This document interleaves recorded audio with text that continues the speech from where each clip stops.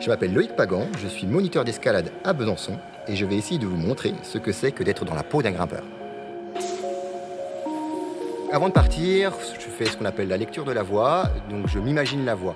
Peut-être que vous avez déjà vu des grimpeurs qui imitent la voie, donc on regarde la voie, on la mémorise et en même temps on fait les mouvements, on grossit un petit peu les mouvements pour pouvoir préparer les mouvements qu'on va faire ultérieurement quand on va grimper.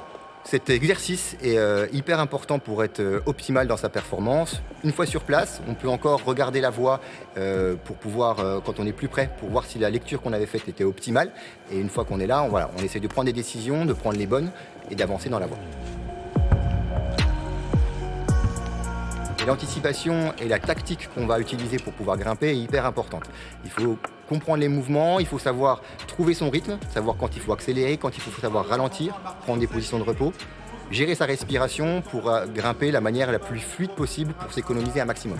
On pense bien à s'accrocher au fur et à mesure, on va être à mettre ses dégaines pour assurer sa sécurité. C'est essentiel pour pouvoir pratiquer en toute sécurité. Et là, on avance, on essaie de voir si la lecture qu'on avait faite était optimale, si on arrive à bien faire les choses, sinon à se réorganiser. Généralement, dans ces moments-là, on va fatiguer. Alors peut-être c'est là où on va prendre de la fatigue dans les bras, généralement. Et c'est là qu'il faut réussir à se réorganiser pour pouvoir continuer à progresser. Plus on va avancer dans la voie, plus la fatigue va se faire sentir et il faut vraiment gérer son effort. Donc trouver des positions de repos pour pouvoir arriver jusqu'au bout.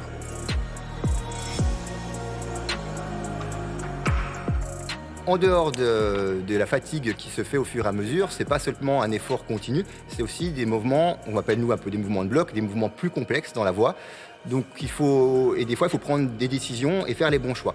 Et certains mouvements qui sont, on va dire, les plus aléatoires, c'est les moments donnés où on va devoir se jeter sur les prises. Et là, c'est un non-retour. Faut réussir le mouvement du premier coup pour pouvoir continuer la progression. Donc là, il faut prendre les bonnes décisions au bon moment et pas trop hésiter. Parce que hésiter va nous amener à nous fatiguer et du coup, potentiellement, à plus avoir l'énergie nécessaire pour aller jusqu'en haut de la voie.